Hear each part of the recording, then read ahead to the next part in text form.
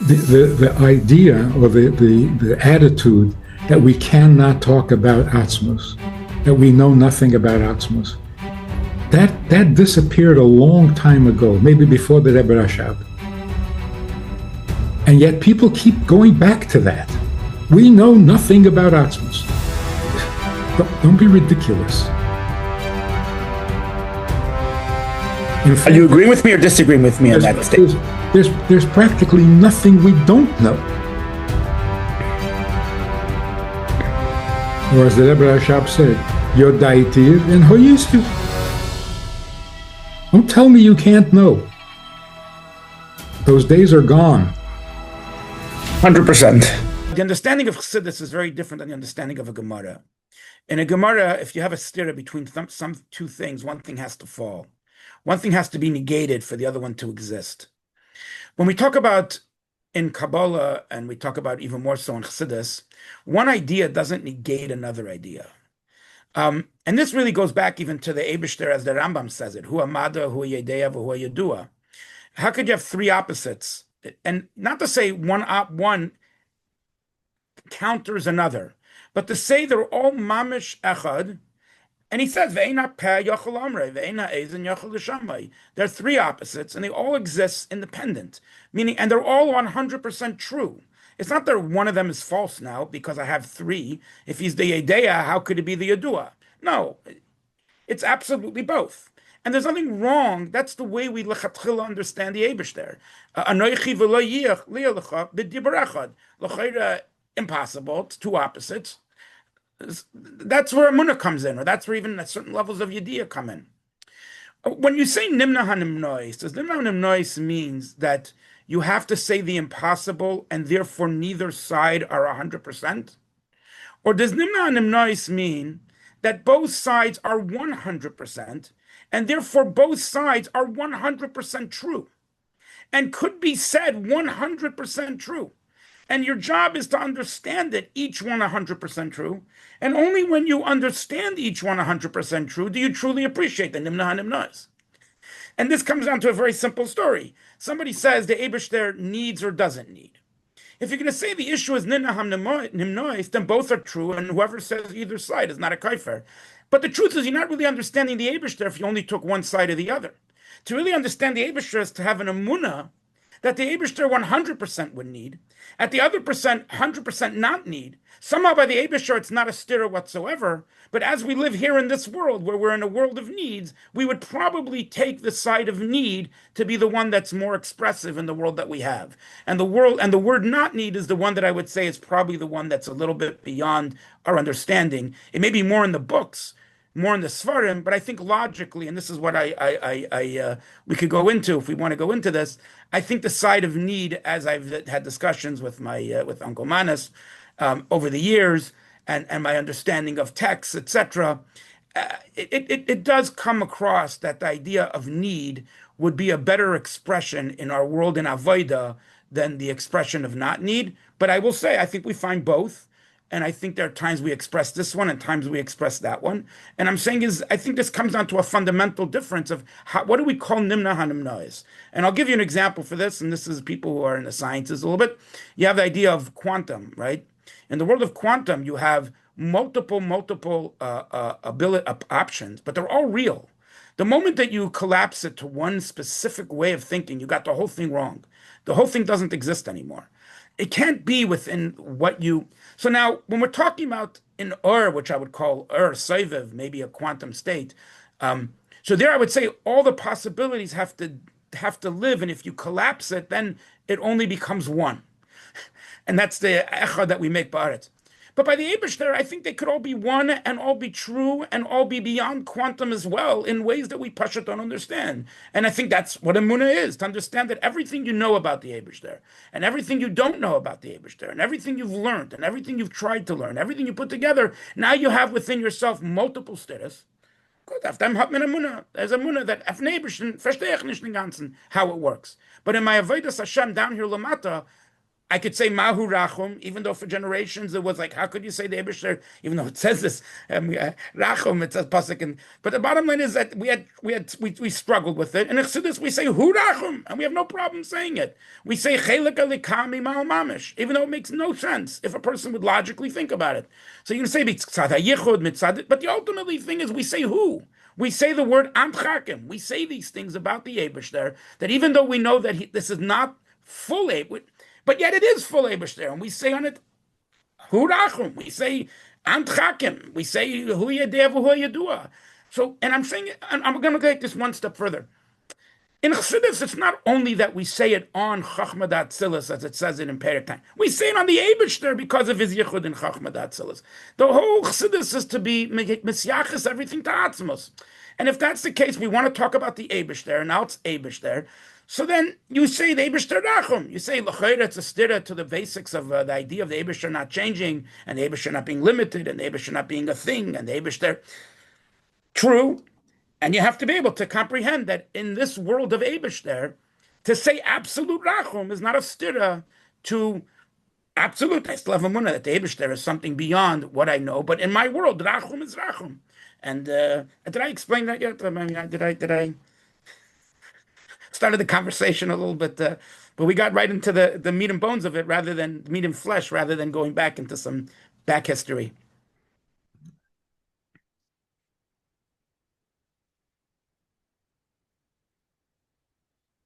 Where did Yoni go? I'm right here. Sorry, I'm right here. Go ahead.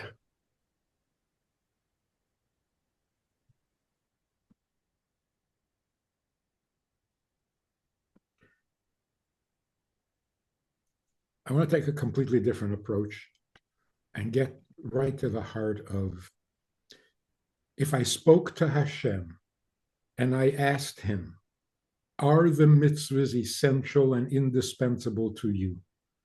What would his answer be? Yes and no? Chas v'shalom. It's like he can't make up his mind. But I agree with that, because you're back in the language of either or the other, as if like it's beyond either or the other. It is. It's a metzias that is. The need of the Eibishter just is. And the fact that there has some point that I have to say that ich verstehe nicht the Eibishter is not a stira to that. It doesn't weaken it. It doesn't make it less. What is it that we don't understand? Okay, what we don't understand is, I'll tell you what we don't understand. He is the Torah, and he is the Chelek Elokam Imal. What don't we understand? What is the problem here? I think the problem is that people have come to the conclusion that Atzmus is nothing. You can't say anything about Atzmus. Nothing, nothing, nothing. So who are we serving? Who do we daven to? Midas harachamim. There's a serious problem here. This is not a philosophical issue. The entire relationship with Hashem is warped. If he does not need and does not care and is not affected, who are we worshiping here? Put it in different words. The Alter Rebbe said, I just want you. Sorry, you is not available because he doesn't react to anything. He doesn't respond to anything. Thank you very much. There's something seriously, seriously wrong. The conclusion that there is nothing to him. What are we saying? We got lost in the philosophy and we simply forgot that there's a him. So can I unpack that a second? I think in Chassidus we have the idea of Yesh Ma'ayin. There's a time when we talk the Eibishter being Ayin, and then we talk of the Eibishter being a Yesh Amiti, right? And this goes back to this basic idea. Is Eibishter nothing or is Eibishter something, right? We have these two terminologies in Chassidus. I think the real problem is, I think that even people who say that the Eibishter is nothing believe the Eibishter is something. Like even Rabbi Dava Merkel is speaking and explaining how mitzvahs are essential to the Eibishter, that he agrees with. And he'll certainly say that the Eibishter is the greatest something that there is. The question is that historically, Yiddishkeit, starting from the Rambam, and we see that the Alter Rebbe in Tanya agrees with the Rambam, is that you cannot use any form in the Eibishter. You can't use any description in the Eibishter, to the extent that Maral had a problem even with saying Hu Amada. The fact that we agreed with using that term in Chachma Datzilas is this idea that Lamaila, I mean, this is the simple way that people take this, is that these descriptions are not shaykh in the Eibishter Mamish. They're only shaykh at lower levels. And through the Yichud, we're able to use those terms on the Eibishter. But the Eibishter himself, as it is theologically from the Jewish perspective, all the way from the Rambam, is that the Eibishter is of no form, of no change, because if he were to be, then I would have to say that something preceded him too. In the theological proof as for an Eibishter, that we talk about going back, Rambam, all the way back to Avram Avinu, it was always that the Eibishter's got to be something that's not of anything that we have in this world. I think in the Tzemach Tzedek, even in Achdus Hashem speaks about this, and Hamanas Salikos, that there's Yediyah in everything we could figure out and know. Then there's an Emunah that we know that it must be greater and beyond anything that we actually know. And so I think that this is where this discussion really for the Chabad philosophers is splitting, is how do I describe or how do I look at this level of Atzmos? And I'm going to say level because the Rebbe uses this term one time, level of Atzmos, and that's also a construct, and not the Eibishter Alein. But here we're really using the term as Eibishter Alein.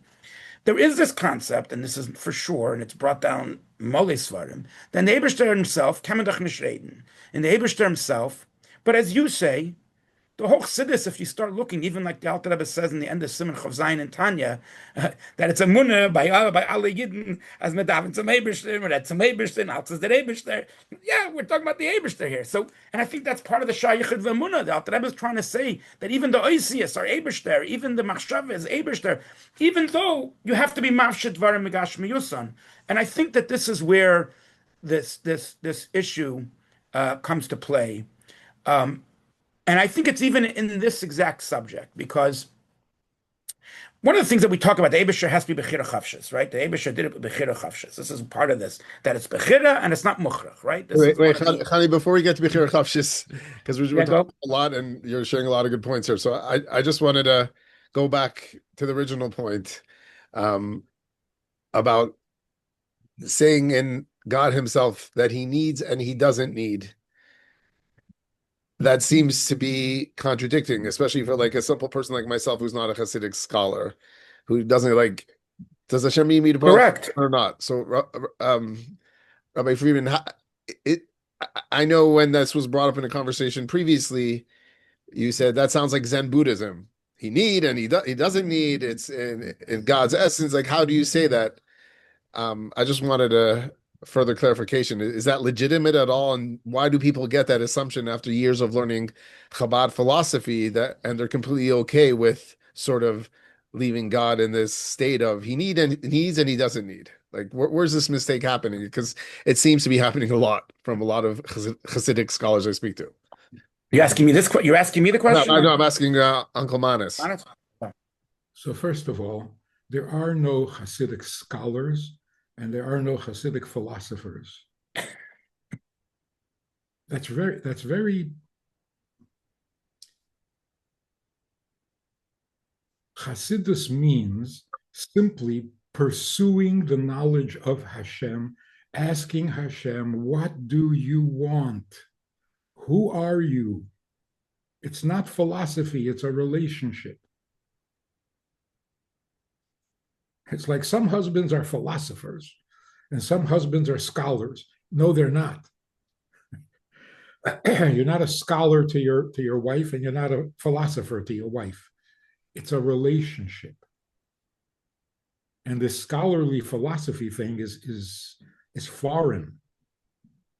It's not even kosher.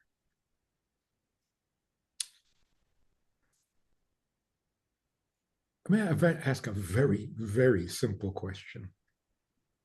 What do we need him for? What do we need him for? He wants nothing, he does nothing, he has nothing, he is nothing. What do we need him for? What is our relationship with him? None.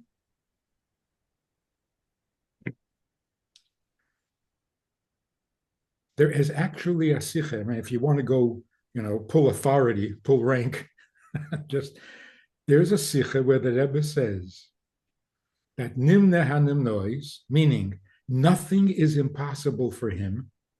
So he can want and he can need and he can be smart and he can, because nothing is impossible. So the Rebbe says that's a feature in him. That's not him. Him is that he does want. The Rebbe says it clearly. So if you want to accept it just on authority, there you go. So can I take this back a second? A second. The point no, it's fine. The point of saying he could want or he could not want, he could want both, he could want neither, is only said to prove how much he wants it. It's not to remain with 50-50. The whole point of saying that the Eibishter doesn't have to do anything only proves how much Torah and Yidden are necessary to him. Because being a totally free agent, this is what he wants. Not wants and doesn't want. That's double talk, that's narishkeit. So I'm really getting to the heart of the relationship. If Atzmus didn't exist, would it make a difference? Or would you still be from?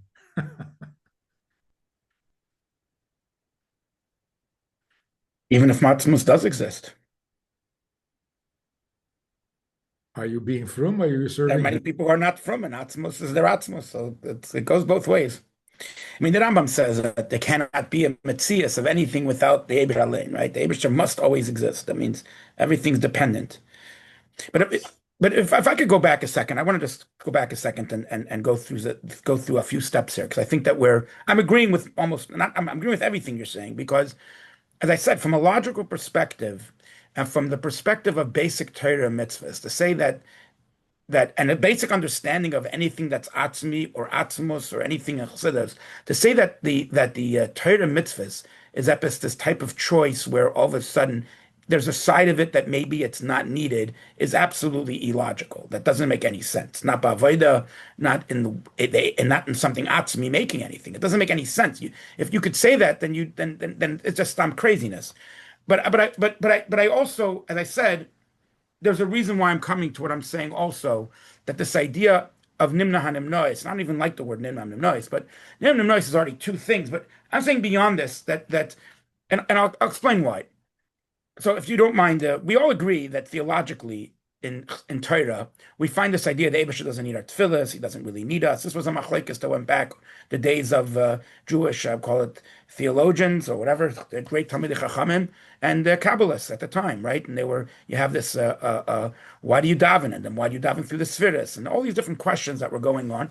But the biggest question of it all was, what does it mean the Eibishter needs your thank you? The Eibishter is not, he's a sholem. The Eibishter is complete. He doesn't need anything. He can't be lacking something. That was part of the greatest, he can't be lacking.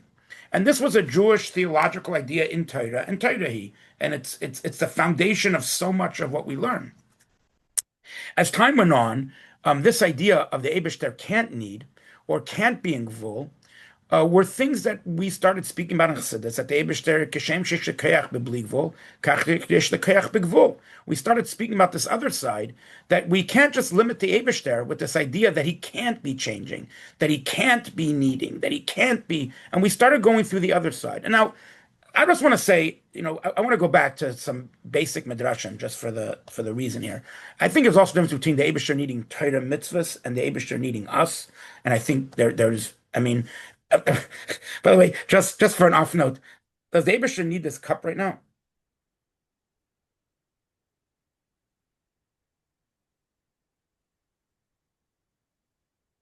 Go ahead, make your point. My point is in Atzmos, I can never say that it's not essential. If everything is Atzmos and everything's Misyachas ala Atzmos and everything is Atzmos, I can't even say that this cup is unneeded. It's from Atzmos itself. The Eibishter lane that is beyond anything I know decided there should be this cup here. Like, what do you mean he doesn't need it? Then why is it here, B'chlal? There's an extra letter in the Torah. Why does it exist?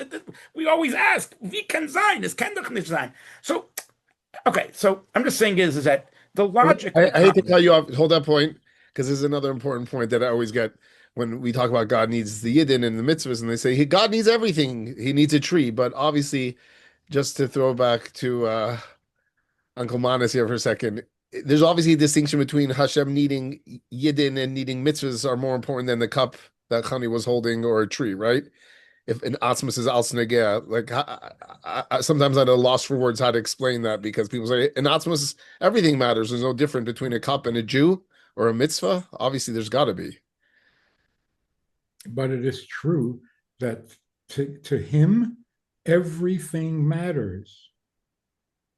And this whole idea that he's too perfect is such a non-Jewish concept. It's idolatrous. I don't know what it is.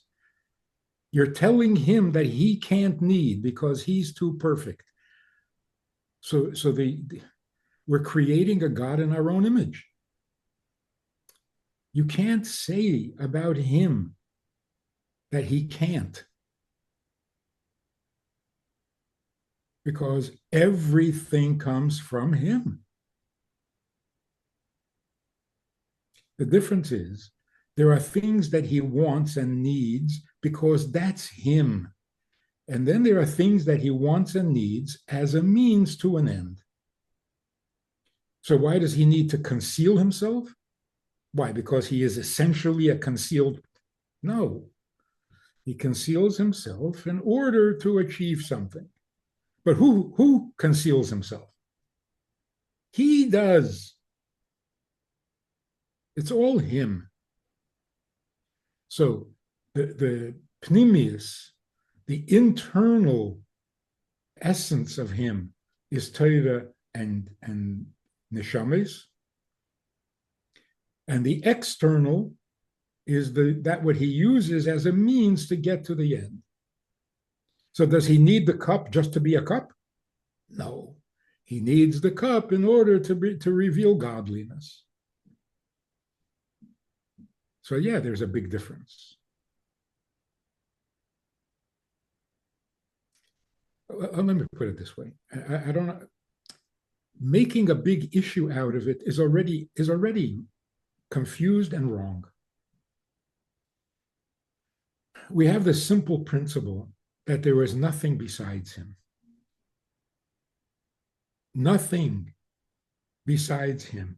He is the only existence. That's all there is him. Now the question is, what about the whole universe? What about all of creation? How can you say there's just him? There's him and his creation. The answer in Chassidus, elaborated on for 7 generations, and it will continue, to explain how the universe, the physical universe, the creation, has no existence of its own. It is absolutely nothing other than an expression of his will. So there is nothing besides him because the universe is nothing. But now we have another question. How can you say there's nothing besides him? There's Torah. And there are Jewish souls. Now, you can't say Torah is nothing. The souls are nothing. So you can't say that. So now the question is, how is it that there's nothing besides him? There's him and there's Judaism. Judaism is nothing. You wouldn't say at the point of only him that Torah and mitzvahs are also part of the not him? I mean, later on we say that it's Atzmos Alein, but I'm just saying is when it says just at Eibishter Alein, you're saying is that you would want to teach that Torah and mitzvahs are part of that even before anything exists? Of course.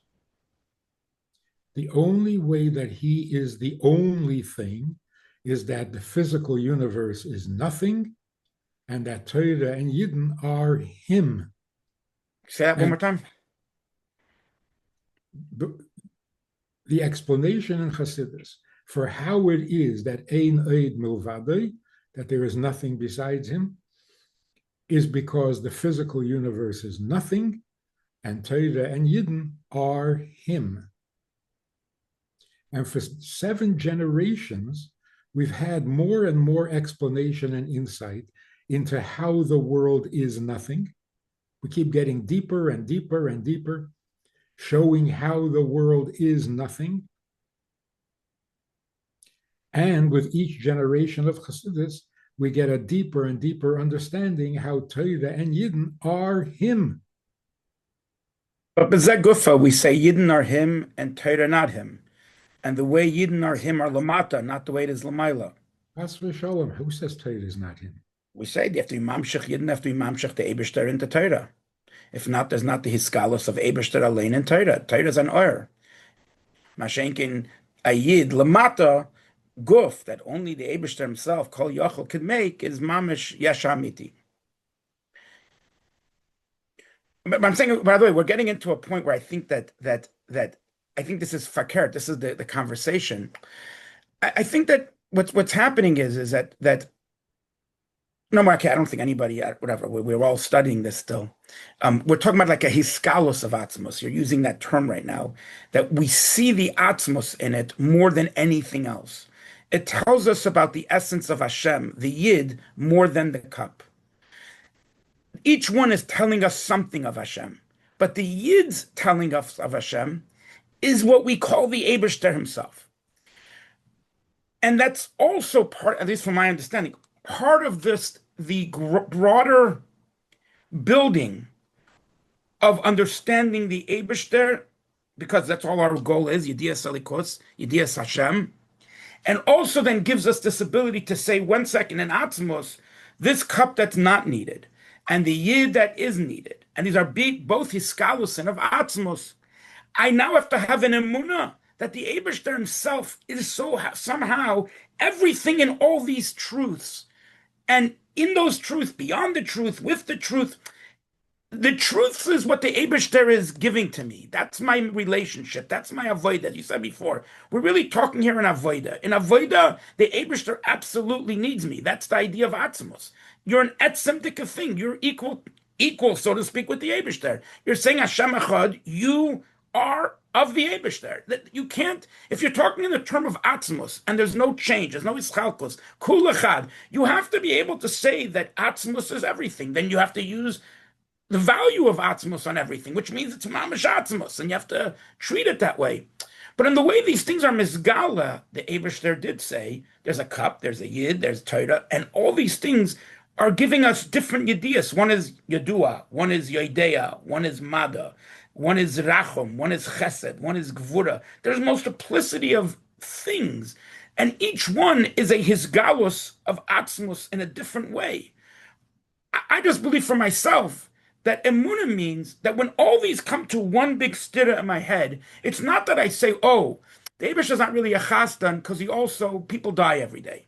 The Eibush is not really needy, doesn't really need, I don't want to say the word needy. He doesn't really need because ultimately I have to say he's perfect and he doesn't need. No, these are all giluyim of atzmos, and in our world they're 100% real. But there's a point where I have to say that the Eibishter, as we don't really know him, ultimately I'm serving atzmos is to bring the unknown into the known. And the more I know, the more I have a better relationship, but I'm knowing the unknown. And the unknown, as that incorporates everything in our universe, is what I would call true Eibishter, if I could say it that way. It's not something. It's the greatest something. It's greater than any something. It's the most valued, or the most. I'll give you a mushroom for this. People always think that a kid who's crying for a pizza, what? But go if you want. I want to say a mushroom on this, but go. Whatever it is that we don't know about Hashem is completely irrelevant. In Avodah. We don't worship what we don't know. Isn't that what Avram Avinu came in the beginning to say, that we serve an Eibishter that we don't know? No. Okay, what did he know? He knew that it wasn't the sun, wasn't the moon, wasn't anything. It has to be something greater than anything he knows. And that unknown is what he's bringing mamshech lamata, and relate to it. Relate to it through all the knowns that he has. The only thing you can be mamshech lamata is what he wants, not what we don't know. That's true, yes. And that's why from the moment of the first Bechira is anything we know or we talk about. And therefore that's the only thing we know, that he was Beicher in Yidden and in this world, which means Atzmos is expressed in this, which means essential. Right. We study this for 3,000 years. And we come to the conclusion that we don't know. We do know. Okay, That's the idea of the Eibishter is true. The need and being a idea of that is true. Let me ask a blunt question. Can there be an Eibishter without a Torah? I have no clue. Ich darf nicht wissen. I don't know. I just know that the Eibishter is Torah. Torah is the Eibishter. So there can't be an Eibishter without Torah? No, because that's a question on the Eibishter, not on Avodah and the way we see this world. That means, could the Eibishter have created a world not ba'oifin, that the Alter Rebbe says in Shara Yichud V'Amunah, he didn't have to do it this way. He could have whatever he wants. We're not talking about creation. We're talking about the Torah. Is the Torah him? Yes. So it can't be without him. In our world, yes, in this, yes, absolutely. In this realm, no matter which way you're going to say, there's an element here in some way or another. The Eibishter is absolutely Torah, yes. And Torah is absolutely him. Yes. So is it necessary or not necessary? 100% necessary. Wait, not optional. No. Not half and half. No. Wait, but Choni, are you saying only in this realm or in him himself? It seems like you're making a distinction there. What I'm saying is that, and I'll give this to another mashal. This Rebbe in the later years spoke a few times about Tzimtzum Kipshutai, saying how what the Gra had said, that Tzimtzum Kipshutai is more logical, and maybe, but the Rebbe was going through Rebbe Leivik's idea that anything in Torah must be true. So you have in Torah the idea of the Alter Rebbe saying Tzimtzum Shalei Kipshutai, and now you have the idea of L'chayra de Gra Tzimtzum Kipshutai, and you have to say both are true. In my learning of Torah, I have to believe. Why does everything in Torah have to be true? Because it's all the Eibishter. And every part of the Eibishter has to be true. Thank you. Right. Case but closed. Then there's also what the... No. Case closed. Oh, the case is etched open. I'll tell you why. Because there's many Gedolei Yisrael who say the Eibishter doesn't need. So I have to incorporate that in the Eibishter also. There's no Gedolei Yisrael who ever said that. Never. They never said that the Eibishter is not essential. They said the Eibishter doesn't need in this point that he's lacking something that he needs, which is not what you're saying either. But this word of need, and by the way, when we talk about tefillah, back to regular Jewish theology, if I'm going to use that word, tefillah was that you should have more gratitude, not that the Eibishter gets anything from it. There is, we learned this as very, very at a very plain level. You have this in Torah. I believe so, that this is a very, very fundamental idea, at least in many, many levels of, it's called basic Jewish theology, I call it basic, not Chabad, not Kabbalah. You have this idea that the Eibishter doesn't need it, doesn't need anything. When they learned the same lines that we're learning, that Mali Eiref and what this way, that way, they learned that the Eibishter doesn't need it. He's a Shalem, and he doesn't need it. He doesn't really need it. I'm saying that's also a term in Torah, and it has to be incorporated. That's all I'm saying. And it's not, and by me, it's not a stira whatsoever to the logic and the truth of what you're saying. That's all I'm saying. It's just a different, it's an emunah that no matter what I know, there's still much, much more than I know beyond me. And fakert, through Torah, this Atzmus is connecting me to that Atzmus of the Eibishter that I don't even really know. There's a Yediyah, then there's an Amunah.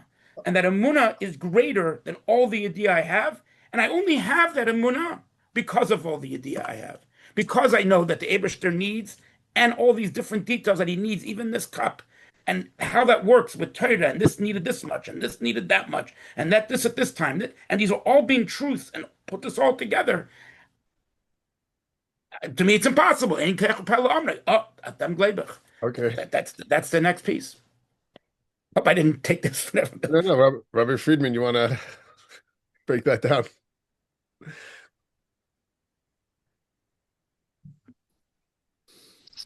I mean, people say that according to the Rambam, the Eibishter is not a Rachum, and he's not a Chacham, and he doesn't have Nachas Ruach, and he doesn't get angry. And they blame it on the Rambam. Many things are blamed on the Rambam. It's horrible. The Rambam said that it's not true. That there's a word in Torah that is not true. Not one word. Most of Torah is not true. He never spoke. He doesn't get angry. He doesn't care. So what's all the Torah about? So if you think that it's not true, then say that you think. Don't blame it chas v'sholom on the Rambam. I think that's just a mistake in the reading of Rambam, and like you said before, it's simply a distortion, because the Rambam himself holds their schar v'onesh, and I think makes the argument that if it's not real, then what's the schar v'onesh for? If the whole thing is just some type of joke, or the whole thing is that the Eibush, if the Eibush, if it meant something, then there's real schar v'onesh. Doesn't mean anything. Then why is it schar v'onesh? I mean, if you take it, that's what I'm saying is, at a simple level, to say the Eibush is not essential and needed is illogical. It doesn't make sense. Like what the Eibush is Atzmus Alein just plays with Leviathan all day. I mean, even that is probably a purpose. But I'm just using this idea. A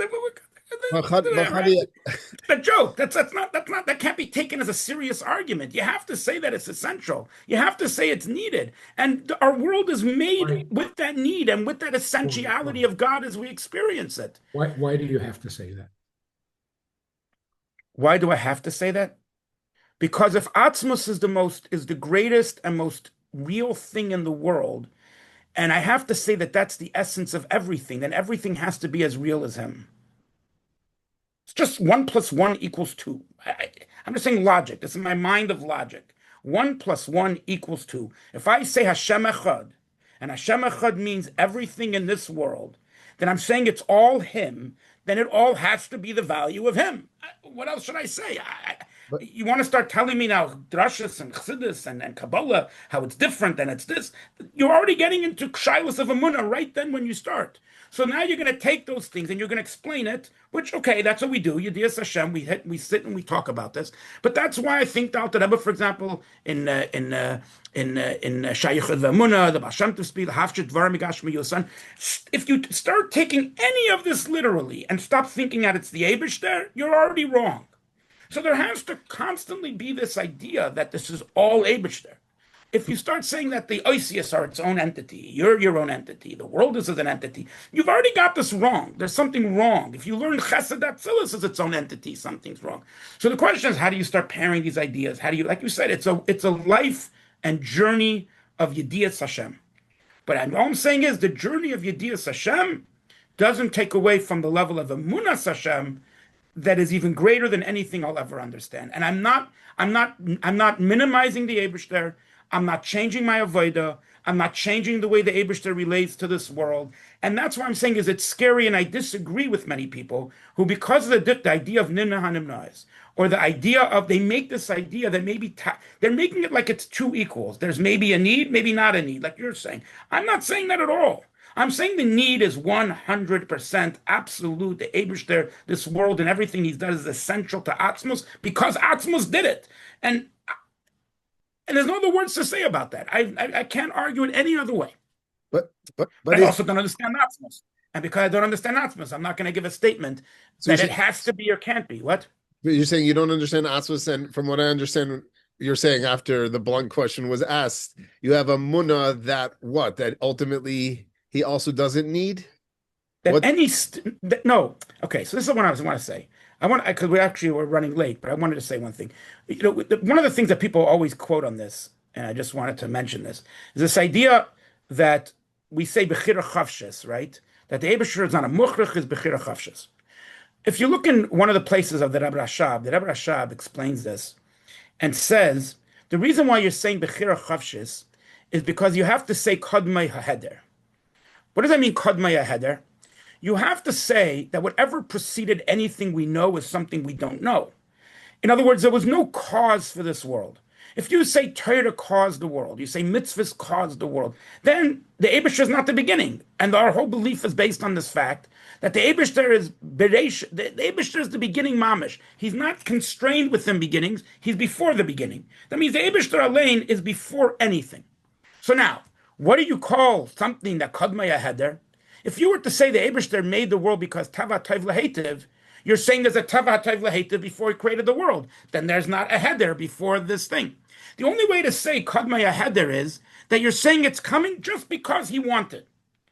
The reason why I'm saying Bechira Chavshes is not because the Eibusher is stuck with Bechira Chavshes.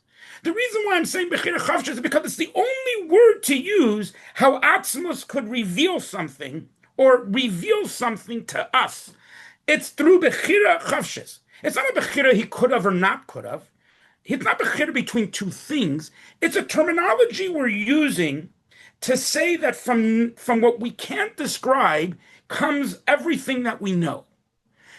Everything we know is the only thing we know about the Atzmos. We don't know anything else. We also know that we're limited at that one point of what he showed us, and beyond that, we don't know, Taka.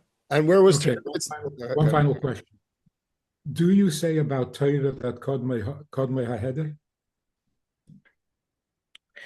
Me personally, I think...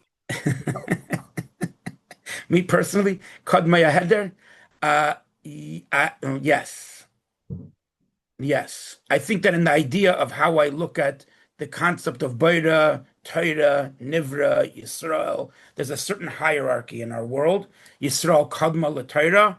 And in that word, Yisrael Kadma LeTorah, I have to say Yisrael, I would maybe say even that, because Yisrael is a Gilui. It's the way the Eibusher has allowed himself, as we say in the Mamorim, to be in a davar nifred, that you don't see the Eibusher within it. It's already a certain hisgalus of Atzmos. The fact that I could even have it. So you ask me what it is before. There is no before. So I can't talk to you about the idea, was it there before? But is it Kadmaya Heder? Yisrael, Kadmaya Heder. That's the first.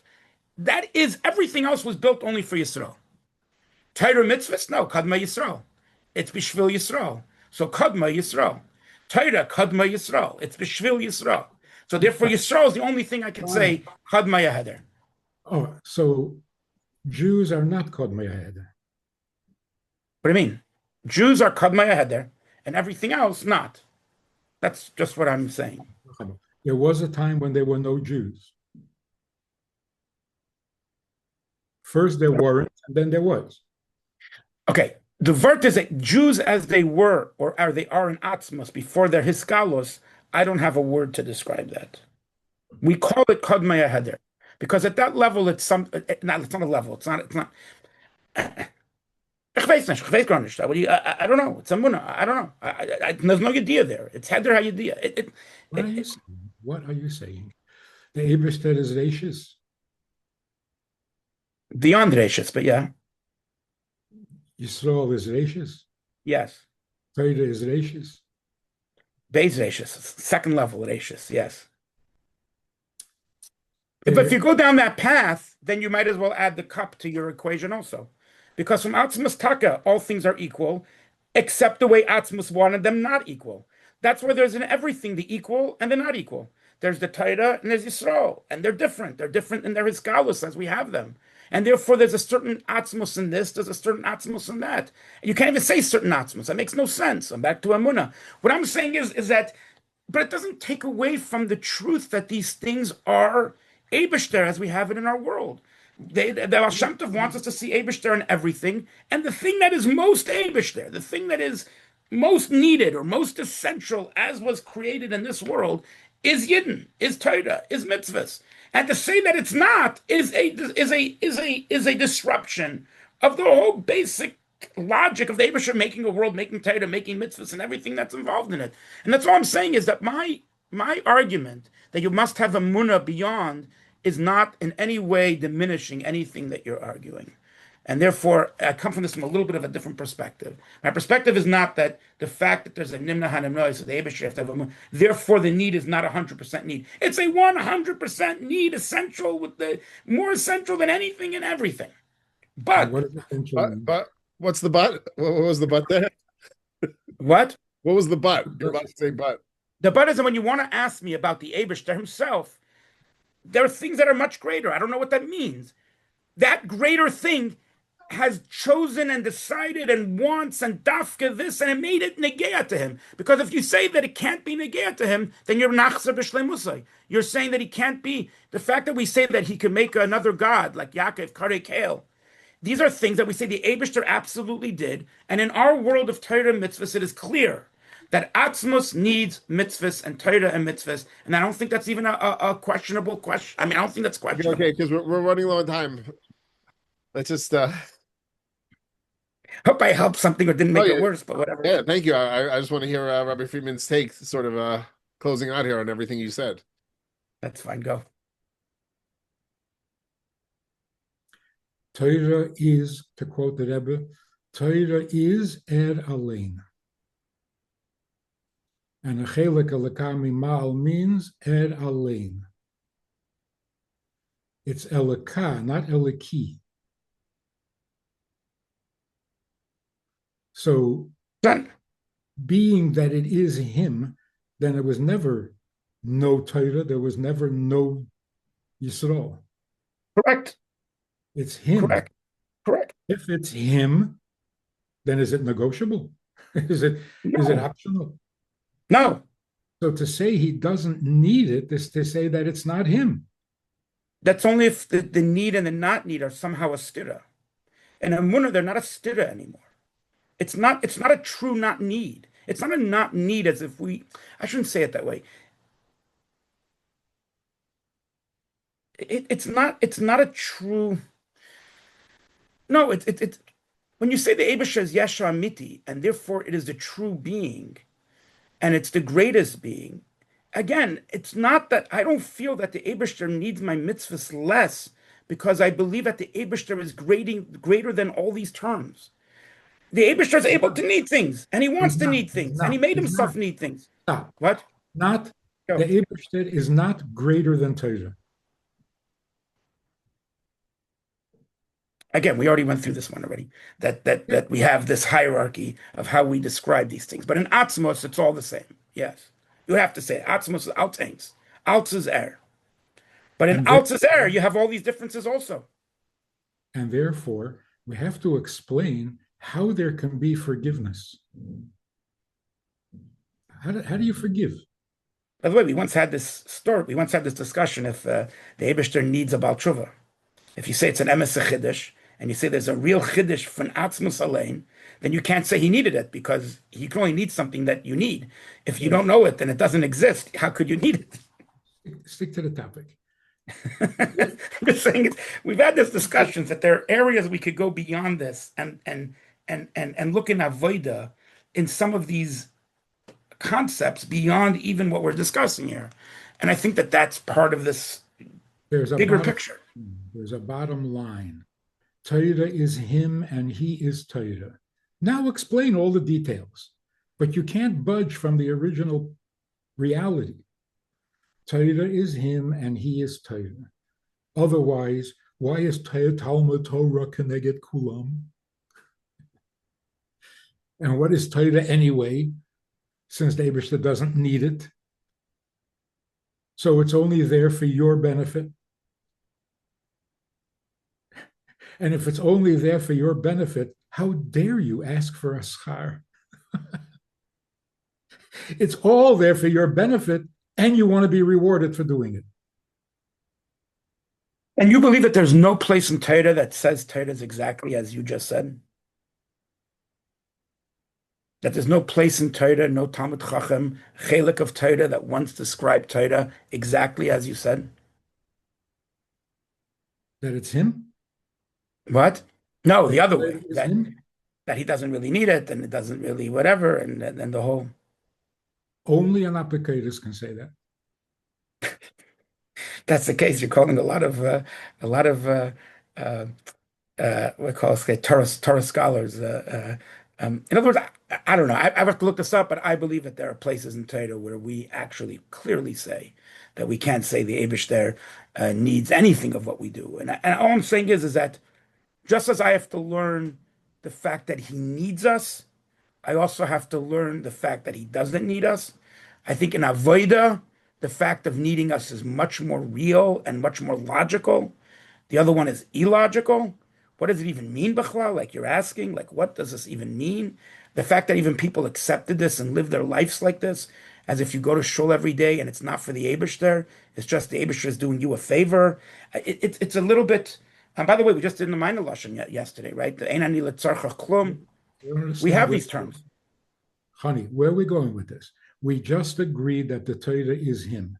I'll tell you where we're going with it. I think that there's a difference between talking about the Eibishter himself and talking about Avodah, us with the Eibishter. Okay, I think let's talk about him himself.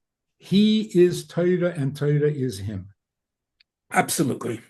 And if you find me a quote anywhere in Torah where it says that the Eibishter is not Torah and doesn't need the Torah, then you're not talking about a Godel B'Yisrael, you're talking about an applicatus. Okay, fine. You say that the Eibishter, whatever. Okay, fine. Ultimately we say Torah is from Machshavta. It's not whatever. What I'm saying is we do find there's going to be all of a sudden these terms. And by the way, I have to say this, and this is back to Chassidus. The difference between Machshavta Yisbarich and this cup is, according to the Alter Rebbe, nothing. Chachmes Kasiya Mamish, right? The moment I give it any type of structure, there's this element that it's all of a sudden. The Torah is him. So are we and you. Period. Any compromise in that is already apicursus. Okay. So not only is Torah him, but Torah reveals itself as Ritzonei, as Chachmosei, as Chukim, Mishpatim. But it's him. If you digress from that, you're off the track.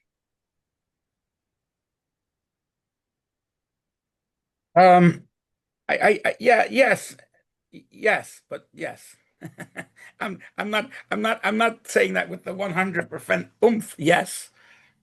I'm not going to say with the 100. What? Because I think there's also klalim that we say about the Eibush there that also have all these rules. Now, how could there be rules in Eibush? I'm not getting into that right now.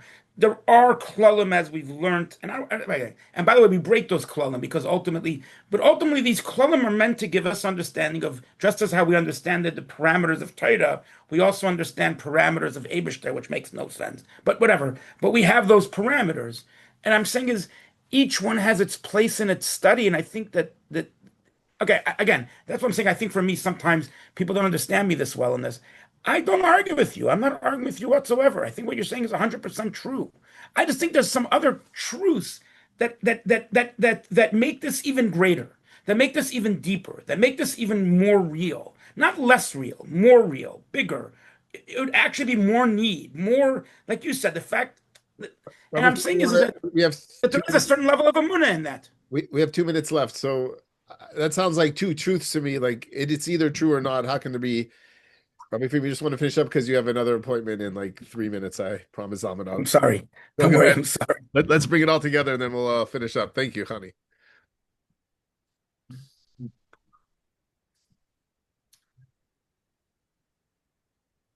The idea or the attitude that we cannot talk about Atzmos, that we know nothing about Atzmos, that disappeared a long time ago, maybe before the Rebbe Rashab. And yet people keep going back to that. We know nothing about Atzmos. Don't be ridiculous. In fact, Are you agreeing with me or disagreeing with me on that statement? There's practically nothing we don't know. Or as the Rebbe Rashab said, Yodaitiv and Hoyisiv. Don't tell me you can't know. Those days are gone. 100%. Okay. So if you start from the Eibishter, just the most logical, the most simple, the most obvious, there's just him. There's just him. Yes? Yeah, but you jumped one thing that I think that needed to be added to your statement. But go. If there is just him, Yeah. What happened? It's still just him. Still just him. So what happened? He did something that I don't understand how it even happens. Yes, correct. Okay. So what do you mean you're dismissing Atzmos as if it's irrelevant? No, I'm not dismissing it as irrelevant. I'm saying I'm saying more than that, but fine. I'm saying I 100% agree with what you're saying. That's the only way it could be. So what is there that is him that causes creation? Not chesed. Him. There's only him. The word always has to be him. There's nothing else. And him. what about him caused creation? Him. Torah. That's right. Him. That's him made Torah. Him made Torah. He didn't and make. Therefore, he's in Torah, and he made Torah to be a revelation of him. He didn't make Torah. Torah is him. Because if he made Torah, then you haven't explained anything. There was just him. Why did he suddenly make Torah?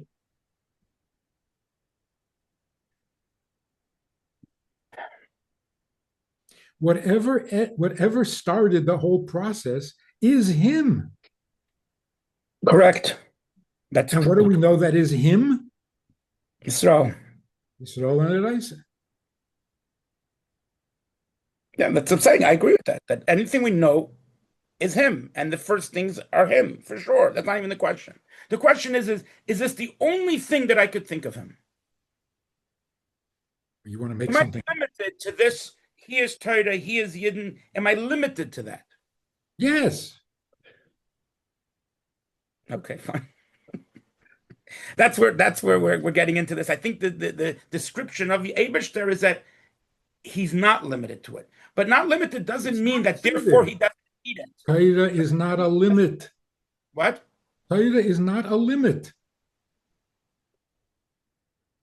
Okay. Fine, I could agree. Okay. I could agree. Yeah. We're good. If we want, we could keep on going on this a little bit longer. This is a long, usually when we have our conversations, they take many, many hours. So to do this in 45 minutes is a little bit short. But so I don't know if we got somewhere or we didn't, but thank you for the hour. Yeah. Thank you. Very good. Okay. Thank Anything you. else, Johnny? No, that's it. Thank you. I appreciate everyone's time, and everyone have a good day. Thank you. Thank you. Okay, good to Thank you. Right.